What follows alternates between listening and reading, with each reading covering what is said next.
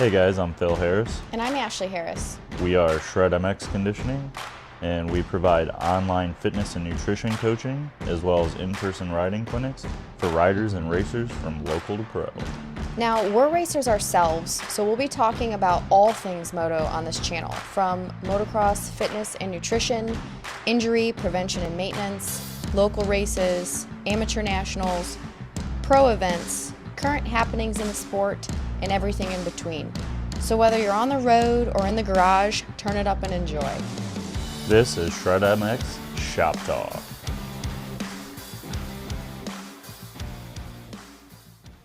Welcome back, guys, and thank you for everyone that listened to episode 1. Here we are with episode 2.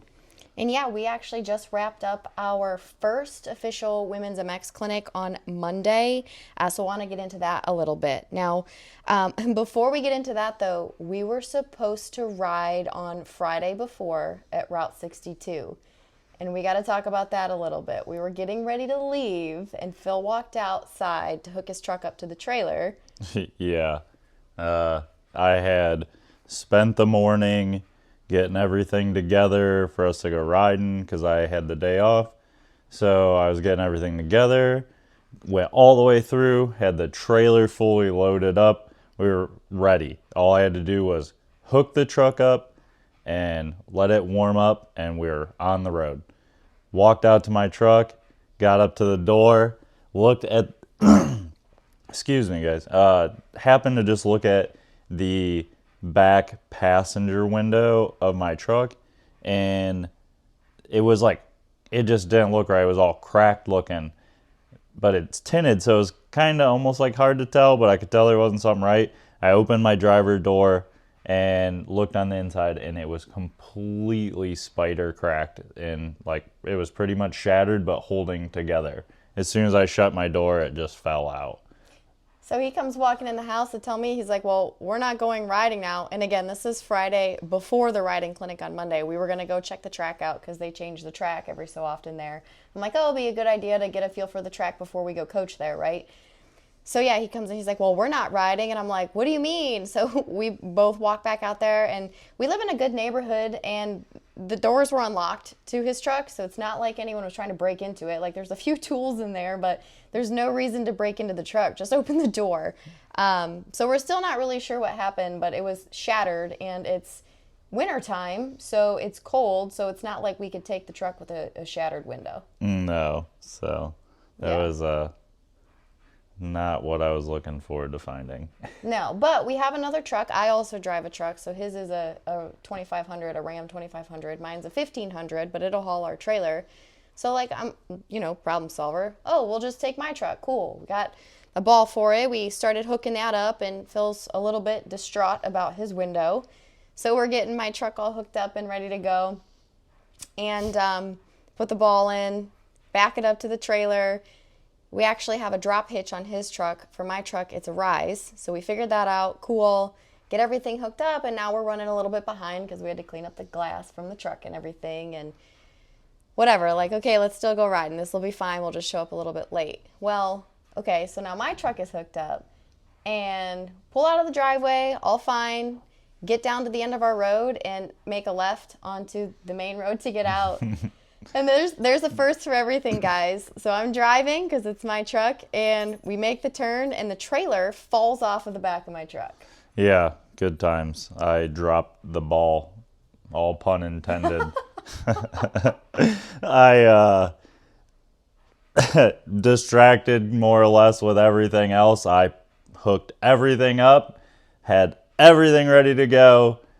I literally forgot to put a pin in the hitch like a dummy, and I felt like a huge dummy when I did it, but yeah, so the trailer come out and hit the ground. It pulled the emergency brakes. Luckily we weren't going very fast, and yeah, so we proceeded to have to walk back up to the house and get stuff to jack it back up because it wouldn't quite crank up high enough to go back on the ball. So quite fun. We got that all back together, put a pin in there, and then decided after all of the things that had just occurred that we should probably just turn around and back the trailer in the driveway and stay home. So that's what we did. Yeah, sometimes you got to listen to the signs, when you're going riding and that many things go wrong. But funny enough, so this trailer that we have now has trailer brakes, obviously.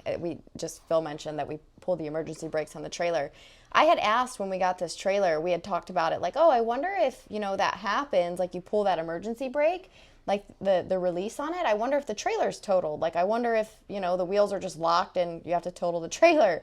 Well, we got to find out, like, can't make this stuff up. We got to find out as long as you put the pin back in there. And again, we weren't going very fast. So maybe if you're going faster, I think it can damage the brakes. But we just put the pin back in and she rolled right on down the road and used the trailer on Monday, no problems. But yeah, so Friday was quite a fun adventure. But like I said, you can't make that stuff up. It's all part of riding dirt bikes. Like, what are you going to do? It's always an adventure around here, so it is. We're kind of used to something. Yeah. Okay. Something happened. So fast forward to Monday. We got to do, like I said, the very first women's MX clinic. I was limited to 10. 9 girls showed up. One girl just had some issues with a babysitter. But we had 9 girls showed up. I got to be an honorary female for the night. Yes. Phil was there, so it was all girls riding, including myself and Phil. So we all joked that he was an honorary woman for the evening, and we're gonna have to get him a wig because. So that's one other thing that we talked about. You were there helping me with demonstrations, answering questions and stuff, and again, you were the only guy there, but.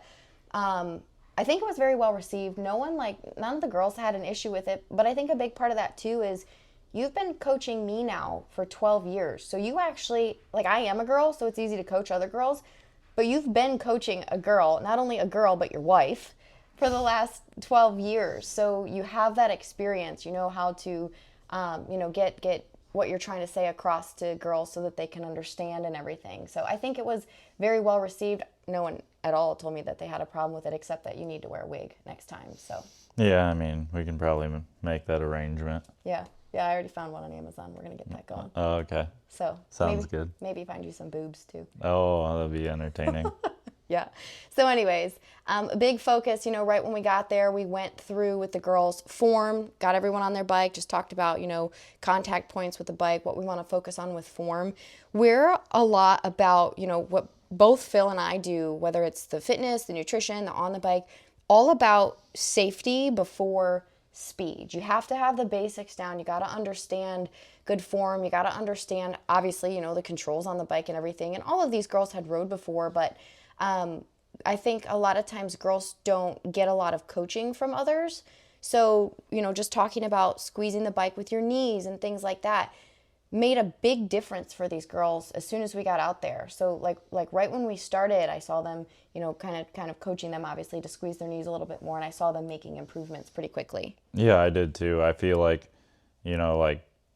teaching that good form and everything, which we do in all of our classes, it just helps promote that confidence and comfort, because now you, for one, you feel like you have more control over the bike and everything, so you feel more comfortable, and then in turn you're more confident, So I noticed a lot of the girls seem to progress a lot, the more we worked with them, and it was cool. It was fun to watch you work with all the girls and put everything I have taught you into use in teaching them. So yeah, it was a lot of fun. Yeah, it was. And I think too, a lot of times for girls, especially indoors, and this was a big thing too, we did 2 hours of class time and 2 hours of open ride. Because for women, riding indoors is tight anyways for anyone. But for women, we don't ever get a separate group. We're either stuck with, I go out with AB because I am not going to go out with the C group because they're scary, to be honest, most of the time. I'd just rather go out with AB. Plus, I jump most of the jumps, so I can actually hit the jumps. But, we have to pick from that group, a C group. They rarely do, at least not around here, they don't do a vet group indoors. So you have to pick A, B, or C, or go out with mini bikes. And again, being on a big bike, I don't ever want to ride with kids, because if a kid goes down and I hit them with my 250F, it's going to hurt a lot worse than another kid hitting them on an 85, right? Oh, yeah, without a doubt. I mean, more bike weight and everything else. Right. So it just puts women in a really hard situation. Like, well, I don't know what group to pick, especially when the track's new. You're not super comfortable indoors to begin with. So with this being an all women's clinic and just being limited to 10 of us, I think it really gave girls that might not, actually, I know it. A couple of the girls told me they had never been there and wouldn't come on a normal day because of how many people were there, but gave them the opportunity to ride indoors when they wouldn't have tried otherwise. So that was really cool to see. Always humbling when people, show up and want to learn from either one of us. Like, we appreciate that for sure. But being able to do this, to open it up for girls to check out, Route 62 indoors is where we did it at in Ohio, and give them a chance to check out the track and ride a track like that. That was really cool too. Yeah, it was good. I'm glad some of the girls that may have not rode on a day that was like an open practice did come out for that, because yeah, it was like that perfect opportunity. Like you said, a little bit of school, like a little bit of class time, and then some open riding just to get to enjoy the track and everything. And yeah, big thanks to Route 62 for, letting us do that and being open to helping us out if we needed anything that night. So it's always cool to do classes out there. I did one before the end of the summer on the outdoors, and he's always super helpful. So yeah, thanks to them. Yeah, and if you guys haven't been out to check that indoor track out yet, his outdoor track is great too, but if you haven't been there to check out the indoors, he's got heated pits. Like, so we were all getting geared up on Monday, and like, I was hot. Like, I had to ask them to turn the heater down. It wasn't super cold Monday, but even if it is cold, he's got the heat cranking in there, so you got somewhere warm to sit in between your sessions. It does usually get pretty busy in there, again, because everyone wants to get inside and get warm, but make friends with your neighbors, smile, be polite. Like, hey, like, we've had people put their bikes right in front of ours, like, have to ask, like, hey, I need to get my bike out on the track. Like, we're just trying to be as friendly as possible and not get irritated. Like, we're all just trying to be warm, right? Yeah, it gets packed in there sometimes. You just got to make a hole and make your way through everyone. It's part of Moto. Yep. Yeah, for sure. So, but yeah, anyway, Route 62, definitely a fun place to check out. But so initially, like I said, we talked about form, fundamentals, basics. I actually got into a little bit too of stretching with the girls, and everyone kind of, when I start to talk about that, everyone kind of looks at me a little bit like goofy. Like, they know they're supposed to stretch, but like, really, are we gonna do this? But it's just like with a work. Most people don't actually stretch before they ride, so of course they're looking at you goofy because I know. It's just talked about, but I know. I try to be the change. Well, yeah, it's the way to be. Yeah. You need to stretch. Yeah. Get warmed up, get the body moving. Yes, because you're actually more susceptible to injury when your body is cold. So when your muscles are cold, your ligaments are cold. If you think about it, like, okay, let's talk about plastics. I don't know if you've ever wrecked your dirt bike when it's cold outside, but your plastic is a lot more likely to break off. Oh yeah, I snapped a fender before. Yeah, and front fender, just crashing in a corner, but it was super cold out. It's brittle. When things are cold, they're brittle. It's the same thing for your body, and that's not to discount warming up or stretching even when it's hot outside. Like, just because it's hot outside doesn't mean your body's hot. Like, you have to warm up and stretch before you do anything physical like that, especially riding your dirt bike, because it will help you prevent injuries in the event that you do go down. Oh, without a doubt, because you're going to be more limber and, just you're not going to go down and be stiff going down. Right. Well, for the most part. I mean, you stiffen up a little bit when you go down. Right. Hard not to. Right. But yeah, so we did a little stretching, and then actually it was pretty cool. First Form is a company that we use just for our supplements, protein, collagen, things like that. They were super stoked on what we were doing with the women's clinic, and they sent us out a bunch of samples of things to give out to the girls. So I made up little baggies, and I actually put little pamphlets in there. Yeah, they hooked it up. It was sweet. Yeah, but put pamphlets in there with like fitness and nutrition tips for riding, and then some of the samples of things where there's like protein bars and beef sticks, and they actually sent a bunch of their energy drinks, which I love. So one thing, I am not about unhealthy anything. I try to be as healthy as possible within moderation. Like, I'm still, we are on the road, we eat Taco Bell sometimes, whatever. I'm not like a total health nut, but if I can find an energy drink that is decent, which these are, they're like natural caffeine, good ingredients, then I don't feel bad drinking one. The class was from 4 to 8 p.m. at night on a Monday. So we all like took a half day off work and had to work on Tuesday. So like they sent me a bunch of those energy drinks. I loaded them up in a cooler and like told all the girls to grab one. Like I know it's late. I'm sorry, but like let's get this done. I think those were a big hit too. Yeah, they're delicious too. Yeah. So and then it was nice to have. it was. And then just talking to them too about like I preach this on my social media page, but the importance of eating when we're riding, before we go riding. Your food is your fuel. So if you haven't eaten all day and you try to ride your dirt bike, or even if it's a race day and you don't eat breakfast in the morning, you're going out there with zero gas in the tank. That's going to lead to you feeling weak and no energy and brain fog, and that can lead to slower decision making, which when we're riding dirt bikes, obviously that's an issue. Again, that leads to mistakes, that can lead to injury. So the more we can do to prevent potential injury, the better off we're going to be. So eat something, make sure you eat something. That's one big thing that I talk to them about too. And I try to talk to everyone about. But I mean, even with you, I mean, a while ago when we first started dating, that wasn't really like a big thing for you either, was eating on race day. No, I'm terrible. I'm still like getting better at eating at the track, but yeah, when I was younger, I ate a little bit, but yeah, I've always been bad at eating, especially enough food that I don't burn it all up when I'm out racing and still have energy all day. Usually I'd be like crashing by the end of the day. I am getting better though, where now I'm like intaking a lot more food, and I'm just like, even at like practice days, I'm just more or less practicing eating at the track and trying to treat it. I'm bad at treating ride days and race days like they're different from just everyday life, and it's you just got to treat it the same. You just got to go out there, when you're at the track, and if you have lunch that day, like every day you should have lunch at the same time when you're at the track. It's only going to help. So I've been getting better at that. Still not always good. Some days it's more just like a protein shake or something, but I'm still trying to put some good nutrition in my body so I have fuel all day. Like you always say, if you don't put fuel in your dirt bike, you ain't going anywhere. So it's the same with your body. If you don't put fuel in there, you can't expect to run all day. Yeah. Especially at top shape. Yeah. And I know sometimes I'm chasing you around like, did you eat yet? Did you eat yet? And you're like, God, yes, I did. Leave me alone.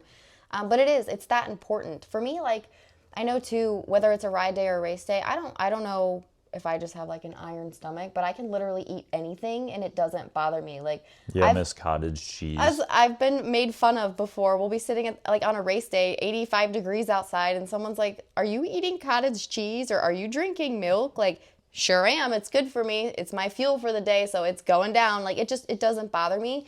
And I know that's not normal. I know that's not like that for most people. I love cottage cheese, but there's no way. I don't think I'm gonna be sitting there eating it. I mean, maybe now, like I don't know. Still though, like I'm not pulling up some cottage cheese for a race day. I just eat. I pick cottage cheese because of the protein. No, I get it. Pairs with lunch well. But right. So I kind of have learned to disassociate, especially on a race day, what I'm eating with how my stomach feels, so it doesn't make me sick or anything. I'm just focused on what do I need for fuel right now. That's where the cottage cheese comes into play. But like you said, for you, like if we're not feeling like we can eat a lot, a protein shake does the trick just fine. Yeah, and I'm sure though, like a lot of people too, which I'm starting to figure out, is they think that their stomach's gonna be upset if they eat, and in reality, it's just like I do that.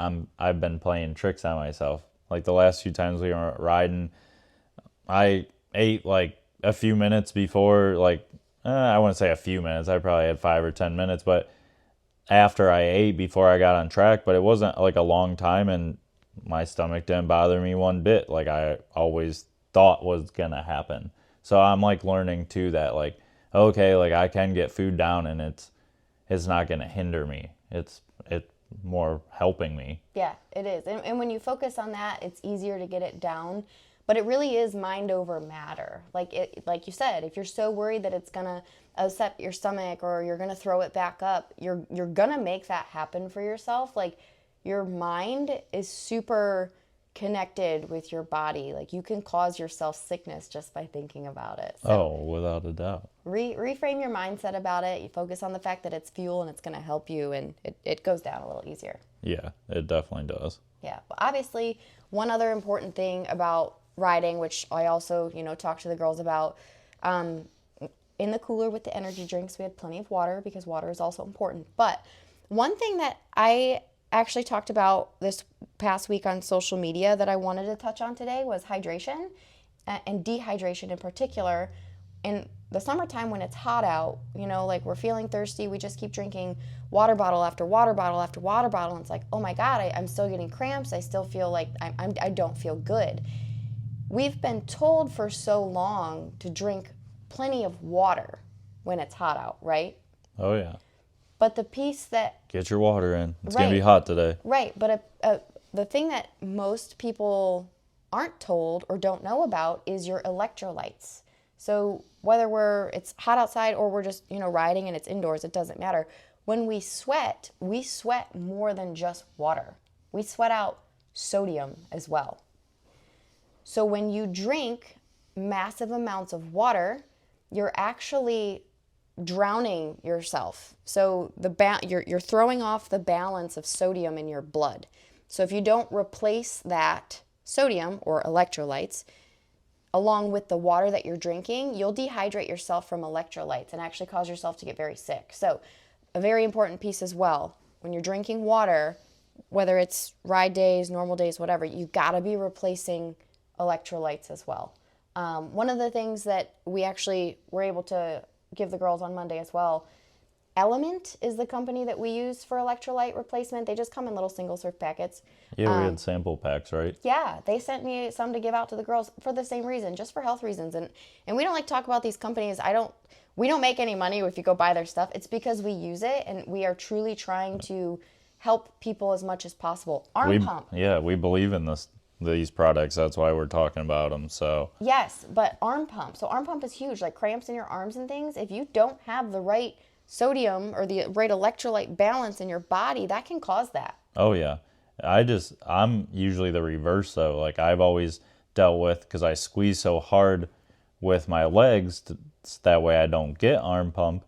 But in turn, I'd always get leg pump, essentially, like cramps and different things throughout the day. And yeah, it's like learning this stuff and everything, it's helped out huge, especially like I noticed this past year, like those hot days, throwing in some like electrolytes like that and everything and replenishing that on top of, like just water and everything too. You kind of go back and forth with it, but it definitely helped out a ton. I wasn't getting cramped up at all. I felt good all day for the races. Like every moto, I wasn't, even by the end of the day, I felt good. I wasn't like totally exhausted. So it was it's nice learning these things while we're doing all this. So Yeah, and I remember, a couple years ago, you'd wake me up in the middle of the night yelling because you had these crazy cramps in your legs. And I'm like, oh my God, I don't know what to do. Like, you're just cramping. yeah, and I was hydrating. I was drinking, like plenty of water, but I also wasn't replenishing a lot of stuff with anything else. Because I was just mainly drinking water. Yeah.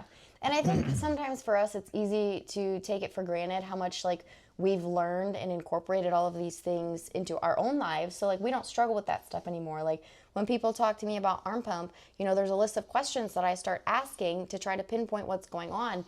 Neither one of us gets arm pump because we just do all of these things. So, the drinking electrolytes and working out correctly and eating the right foods and all of those things, having good form on the bike and everything.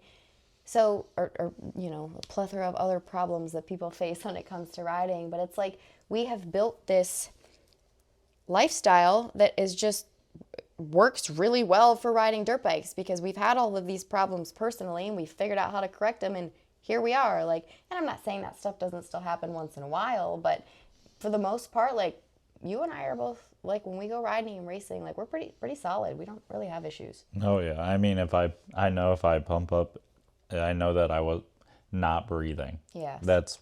That's how I pump up usually. If my arms are like bricks when I come off the track, for whatever reason, which doesn't happen a ton, I was probably not holding on very tight with my legs, and I probably wasn't breathing very much on the track. Yeah. Which is huge. Like especially like right now, like with indoors, you gotta find your spots, like, and take deep breaths. Like if it's like summit or something and you're jumping the catapult double, like you jump that thing, you take yourself a good old deep breath, you try to like do like a reset essentially in there, and then you start charging again. But you got to find your breathing points, otherwise yeah, you'll be gassed and pumped up in no time. Yeah, that was absolutely one thing I was going to point out was about indoors and how tight the tracks are and how much harder it is to find an area to sort of like relax and breathe and even loosen up your grip for a minute because you're like turn, jump, jump, turn, jump, Yeah, turn. there's almost no time to relax or breathe. Right. So like you said, you have to be very aware of an area, pick a spot, Yep. and make that your spot to breathe. And you want to be breathing around the rest of the track too, but like take a deep breath, reset, like, and then charge forward. Yeah. So talking about, back to indoors with the girls, like a big thing that we focused on right off the bat was cornering. I always say jump for show, corner for dough, it's Classic saying. yeah. Not that jumps are easy. I mean, jumps can be scary, but you make up a lot of time in the corner. So that's where we started when we moved out onto the track. And this was actually where our honorable woman came into play, Phil. I had him go out there and ride and show a couple different lines in the corners, and I made the girls pay attention to how deep he stands coming into the corner. But I think what helped them the most with cornering, I actually walked my happy butt out onto the track and stood where I wanted them to go from looking at the corner to turning their head, looking through the corner and looking at the jump that was coming, and kind of forcing them to get their eyes up and looking all the way through that corner. It's a bad habit, and I will still fall into this habit at times, but it used to be a very bad habit of mine always, is to be looking down in front of you at the corner. So by the time you're trying to hit the jump that's right after the corner, it's like too late to get lined up for it because you weren't looking at it. Versus getting like maybe through the apex of the corner, get your head up, look where you're going, look at the jump, and then you're going to automatically go where you're looking. So I think that was probably the biggest piece that I seen these girls working on that was like game changer for them. I'm like, all of you guys are going so straight out of these corners, it's great. And then again, standing out there and like reminding them. Yeah, they were. I mean, I noticed that they were getting through the corners a ton better after you did that. And I don't think a lot of people, like the girls and even guys, like I don't think a lot of people understand like your eyes are a huge tool in your riding. Like you go most like almost 100% of the time you're going where you're looking. Like if there's a rock in the track and I look at the thing because I want to miss it, guess what? I'm hitting it. Mm-hmm. It always happens. So guess what, guys? If you're on the track, you see a big old rock, look away from it if you want to miss it. Same with trees. Don't look at those either. No, you'll just go straight at them even though you don't want to. But that's one thing that you're still helping me with. Like sometimes I do really good at it because I'm like consciously aware of it and making myself do it. But again, it's easy to fall back into old habits. So like you'll still be like, hey, get your head up. Hey, get your head up, and like that type of reminder, what I was doing with the women on Monday and what you do with me is like it's a very good reminder, and it's needed, especially like, I mean, I don't know, do you catch yourself once in a while looking down too much? I'm once in a great while, like if we're on a really rutted track, I'll catch myself looking into the ruts, and then I'll make a bunch of mistakes, and then I'll realize why, and it's because I'm looking too down and in front of myself. And then as soon as I pick my head up and open that like line of sight, you not only open up the track and seeing the line sooner, but you see anything else coming at you. So Yeah, I do one. I do have that happen to myself once in a while, but once I realize it and pick my head up, then yeah, I can correct a lot of the issues I'm having. Yeah, for sure. And I just have to say that, sometimes it is nice to hear from myself that sometimes you struggle with it too. And I'm sure other people listening feel the same. Like you struggle with these same things once in a while. It might not be as often as I do, but you're not, like, it's not like, oh no, I don't have that problem at all. And then I feel dumb. But I mean, I wish I went out and had perfect days every day, but I do not ride enough for that. And I'm also human. I make mistakes. that I was going to say, that's the biggest piece. You're human. We're all human. Everyone makes mistakes. So Yeah. obviously. But another point that we focused on with several of the girls, because I knew coming in they were having issue with this. So important indoors is being smooth on the throttle. You cannot chop it. You cannot get on the gas hard, especially because Monday night we were actually the second group there that day. He did a 10 to 2. It was just an open ride for someone that rented out the track Monday earlier in the day. And then when we rode it in the evening, the lines were there. It was slick because people had been riding it for 4 hours. Yeah, it was very slick when I first got out there. So it's so important not to come through the corner and get on the gas really hard, or the back end's going to walk sideways, or get up into the face of the jump and chop the throttle. There was, a girl that was there that told me she was a little bit nervous because she had chopped the throttle and endoed, not at Route 62 on Monday, but previously. So she was a little bit nervous. And, I talked to her about that. Let's really make sure we focus on smooth throttle. There was another girl that her front end kept getting high coming off of jumps. And I'm like, I listened to her for a minute. I'm like, you're getting on the gas, like blipping the throttle right at the lip, which is like putting you into like a boner air. Like, let's stop doing that. So just bringing like real awareness to these girls about, even if we're not on the gas hard, just be steady, just be smooth. And again, these are all things that you've helped me with over the years that I'm just regurgitating back. But it's so cool that I've learned these things. Again, even if I'm not perfect with them, I've learned them and know them enough that now I can help others as well. I mean, I've always believed in it. Smooth is fast. I mean, all you guys out there, obviously struggling a little bit here and there in Supercross, but look at Jet last year in outdoors. The kid just looked like he was riding around, but he was like buttery smooth and he was killing everyone. Yeah. So it's not always about how hard you're hammering on the gas. It's how you're connecting the track and flowing around it. Yeah. And that's one thing like that I want to mention too. So we were there, it was all women.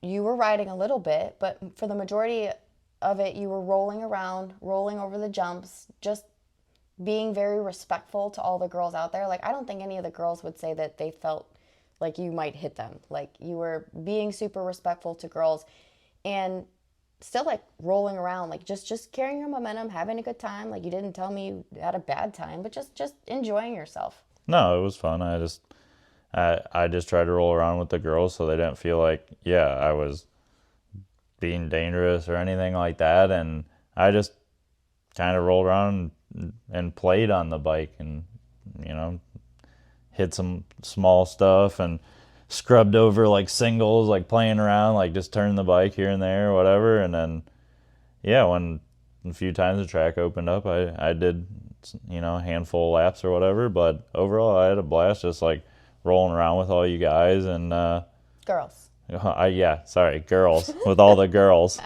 And it was a good time. I mean, I didn't want them to feel like I was like taking over their night, because that's what it was about. Like, it was an all girls night. So I was trying to be very respectful to all of you. Well, I know I appreciate that. I also appreciate that you were there to help me, but I'm sure all the other girls too appreciate just how respectful you are of like being a girl, and sometimes just how hard it is to be a girl and ride a dirt bike. I know you see it firsthand because I'm your wife, but and I would never complain, about. There's plenty of girls that complain about the lack of support for women in moto. Like, I've grown up in this sport. It's never been great. So I'm just thankful for what we do have, that we do have a women's class when we can get a group together like that. But most people don't realize, again, I go back to most people don't realize kind of that it is a little bit difficult to be a girl in the sport, but you do. Yeah, I mean, like you said, I get to see it firsthand, so I do understand the struggles of it. I don't know. I've never understood why, because there is a lot of good female riders out there, and I mean, we're all people, so why shouldn't you guys deserve the support? At one time, there was. I mean, there was a handful of girls that had like factory rides and were making money off the sport, and then they crumbled it away for whatever reason. So yeah, it is like frustrating that you guys don't get so much support. There's a bunch of guys out there that do support you girls when they're at the races, but unfortunately, there's also on the turn of it a lot of guys that don't support women in racing, and it's tough to see. But it seems like they're trying a little bit this year to bring like the WMX or whatever. Is that what they're calling it this year? Yeah. So yeah, so they're trying to bring some of that back. So that's good. At least they're putting some type of effort back into it. So hopefully it catches traction and they keep trying to make it better for you girls. Yeah, and that's how I feel too. Some of them are in conjunction with like other amateur events going on. Like the first one's at the Ricky Carmichael Amateur Supercross at Daytona. The next one's in Texas at Spring and Ding. But there are a couple that are actually in conjunction with the Pro Nationals. I don't know if they're on the same day or like if it's the day after with amateur, but regardless, it's cool that there's some effort being put into that, and I will try to be at whatever rounds I can be just to support it, even though it's not, as legit as it was, like you mentioned previously. If we support it and we can get, the interest built back up for that, maybe it'll grow back into that. But again, it like we've even been at local races or some of the bigger races where something has happened, like they've moved the women's class or they put us in with someone. Like, man, it is so hard when they put the women's class in with a random other class, because sometimes we're in with little bikes, which I already talked about why I don't like that. Sometimes we're in with kids on big bikes, which is also scary. Sometimes we're in with the plus 50 riders. I actually prefer riding with the vet riders because generally they don't want to get in my way, I don't want to get in their way, so it's all cool. Guys usually give you a good fair amount of room, so. Yeah, it is just hard because there's such a wide skill range of women riders. Like, where do you put us? And then the gate's not always full, so I get not wanting to put us on our own gate, but it's a tough situation to be in at times, and I don't know that there's really anyone that talks about that very much. Obviously, I love it. I love riding. I love racing. I still race the women's class, so I deal with it. But it truly is something I've dealt with my whole life, so I don't think any differently. I don't. It's just it is what it is. But we've been at tracks before that something has happened, and you've looked at me like, really? They're gonna do that to you guys? Yeah, you guys do get kind of get the short end of the stick sometimes. Yeah, but it only makes us stronger, so that's fine. Yeah. Now, one thing I will say that's really cool that you kind of pointed out that it brought it to my realization is how cool the female culture is around dirt bikes. So we did this clinic, right? And all these girls are stoked on it, thanking me for this. They're posting, sharing stuff about it. Cool. And Phil's like, man, that's great for you. But when I did a class, no one was that stoked on my class. And I stopped for a second and I'm thinking about it. I was like, yeah, that's because this is all girls. We're all about cheering each other on and pumping each other up. So of course we're all stoked on this women's clinic because we're all girls. That's how we are. So that it kind of made me giggle.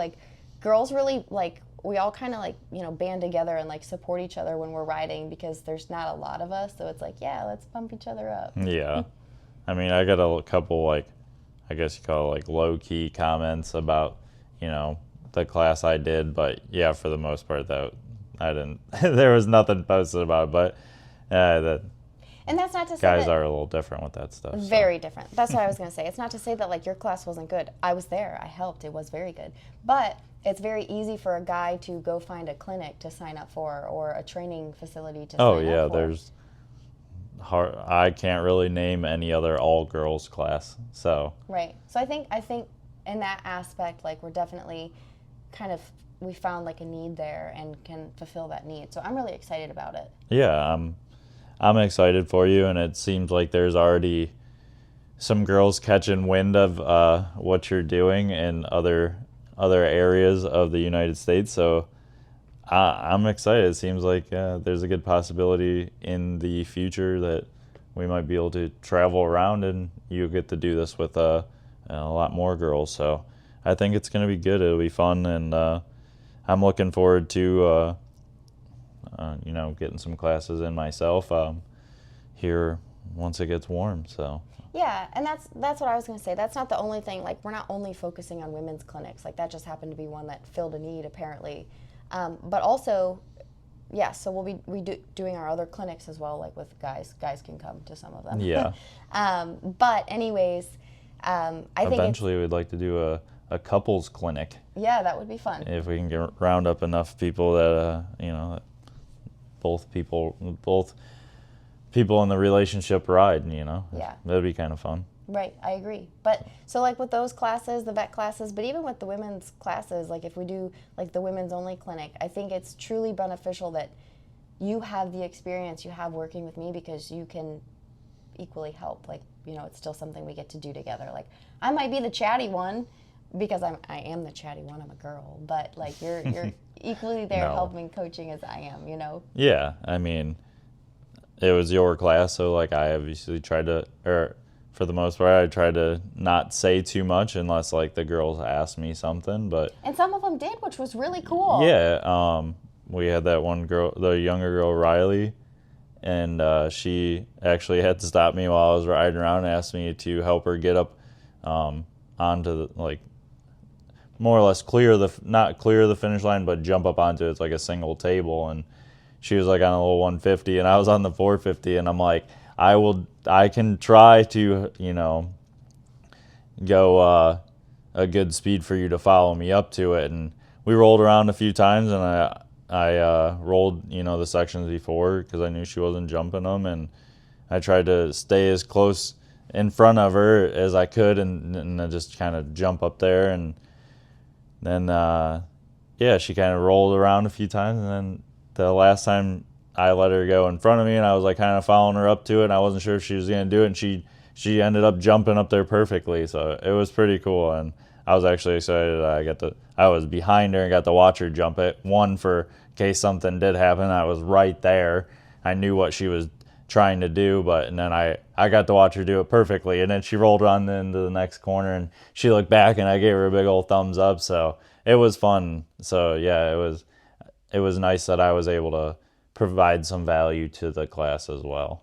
Yeah, and I think it speaks a lot to just showing like that they felt comfortable, like even though it was again a women's clinic and yes, I was coaching it, but like they felt comfortable enough with you being an honorary woman for the day to ask you questions. Yes. But for real, we need to get you awake because I think it would be fun. Yeah. Hilarious. So like one other thing that we talked about recently too that honestly kind of humbled me, not only from, like, I don't know, the fact that we're married, but also that I race too. Because again, like you said, not every guy, and I know this, not every guy supports women racers, and like that's fine. But you said something to me recently that kind of humbled me and struck home that you, for the longest time, like obviously you raced pro at a local level and always wanted your pro license when you were younger. It never really worked out. Bikes blowing up, funds, whatever. It just never worked out for you to get all your points. You were really close one time. Could have rode into the AMA, didn't because you wanted to get it the right way. And anyways, it just never panned out. But you told me that was still something, like, we've been together for 12 years. So we got together when I was 18 and you were 23, 24. You were the old guy. Yeah, somewhere in there. Yeah, you were the old guy. Anyway, so still, at that age, you would have been able to chase your pro license. I mean, you still could now. But anyway, Yeah, I was kind of burnt out then, though. Yeah, okay. So fast forward a couple years, I got you to enjoy riding again, and you were kind of thinking about going to get your pro license, right? Right. But you told me, that you didn't, and I remember kind of talking about it then, but you said it again, like just after this class that you didn't because you knew that that would mean I wouldn't get to ride and race as much as I wanted to. So you kind of put that on the back burner so that we could continue to do it together. Yeah, I mean, I it would be great to chase that, and I'm sure there's a bunch of people out there that probably listen to this and be like, "Oh, dude, you should go out and do it." And I appreciate all that, but at the same time, like, I do love just going and riding and racing, the both of us, like, so for me to, you know, yeah, like we can go do the pro-ams and like we'll both be able to race at races like that, but like to do nationals and stuff like that, I'd be spending a lot of money for the guys that do it, like they understand that and everything, but like to me that just, for the person I am, that just doesn't make sense in my head to go spend all that money for one weekend on myself when me and you can go, probably for the same amount of money for 2 or 3 weekends and have a blast. So, I'd rather, I'm down for going and having a blast. So, yeah, like nationals would have been cool and everything. And a lot of people, like would say I could still do it. Like, but Oh, you could for sure. yeah, I mean, there's a lot of guys I race against that do ride nationals and do get in, and I'm like right there with them at a lot of races. But I don't know, it just hasn't been in the cards. So at this point, I'm not too worried about it. Yeah, well, I just wanted to bring that up because, again, I think everyone thinks it's cool that like we're a couple that rides and races together, but there's a lot of sacrifices that have been made over the years from both of us so that we could both continue to ride and race. Like, yes, it's super cool, and I love that we both do it, but I think people forget that that means 2 sets of race fees every weekend, 2 dirt bikes, 2 sets of boots and gear and helmets, and like we need double of every 2 dirt bikes, try 3. well, I mean, you're a little spoiled right now, but Yeah, 1.5 because I'm gonna ride that 250. yeah, a little bit. I'm gonna ride it a little bit, yeah. But, anyways, it's just there is sacrifices that are made, and you've always supported me and my racing, and a lot of times I've been like, pushing you to want to go race more, and I know sometimes it's not always like, your top priority to go race, local stuff, but we've been able to expand our reach of racing a little bit. We went up to Michigan a lot last year. We've been to New York racing and stuff, and obviously when we lived in Florida, we raced down there a little bit, but I just, being a girl that rides and races, I've been doing it my whole life. I am stoked that I found someone to support me doing it, and I appreciate it. Yeah, of course. Yeah. I'm glad you support me as much as you do, and have helped me find enjoyment in riding again, because it is nice like now to go to the races or a ride day and have a smile on my face, not, I don't know, be frustrated by the little things. And now it's like, yeah, I'm just here to have some fun and see what happens. We're just gonna wing it, more or less. Yeah, and it's funny because we actually are like from 2 totally opposite ends of the spectrum when it comes to racing. Like I was raised just have fun. Like we did a little bit of Loretta stuff when I was like 14 and 15, but at big races, and it still happens to me, I get nervous and ride terribly. Like I'm working through that, and I've actually made a lot of progress. So, but anyway, it was never that serious for me growing up. It was like something we did on the weekends, and had a good time, and we were just enjoying ourselves. And then you were raised completely different in the racing scene. Yeah. I mean, chasing the amateur nationals all over and spending lots of money on racing, and the only option was pretty much like win at local races or be like top 5 at big races, which I'd hardly at that time, when I was younger. I mean, local races, yeah, I was pretty close to winning a lot of times, but bigger amateur nationals back then, no, I usually put too much stress on myself, so, and stress that I knew I had to do well, so it usually turned into that I didn't ride well. So it's usually how that works. Yeah, and that's a lot of where my frustration and not so much enjoying riding came from. Yeah. So when we got together, it was like I was trying to help you enjoy it again because you, like, for a little bit there, you made the official Facebook post that you were hanging up your boots for a minute and kind of drug you back out of that. And then obviously we moved to Florida and we bought 2 new dirt bikes. When we went down there, we were just living it up. But yeah, I think we've both come a long way and kind of met each other in the middle. You know, you really know a lot more now how to enjoy it. And yeah, you want good results, but I can see you like if you don't have the moto that you wanted, you'll be frustrated for a bit, and then you're really good now at letting it go and still just enjoying your time at the track. Yeah, it doesn't matter as much. I mean, before it was win or I suck. Yeah. That was kind of my mentality. It was hard to get out of too. But yeah, now it's kind of, I get frustrated because like sometimes like I know I made mistakes or something, so I'm like, dang, I'm like frustrated more on that in the moto for that split second, and then yeah, I just try to move on and either move to the next moto, or if it's over with, like, hey, like I'll get them next time I get out there, or whatever, and be just happy with the day, with whatever it gave me. So, Yeah. and just enjoy that I got to ride my dirt bike. Right. And then, I mean, for me, you've had to like a couple of times be like, "What? You're so much better of a rider. What are you doing out there?" And it's like I've told you before, like I know I have more speed. I just don't know how to get it out of me. Like I need reminded to be aggressive and to race when we're there sometimes. Like we're not just here to go like for a practice day and ride around. So sometimes I need that fire. So we've really done well at like meeting each other in the middle, and like you give me a little bit of the fire that I need, and I give you some of the calmness that you need. Yeah. So Yeah. Sometimes I'm a little too amped up, a little too serious.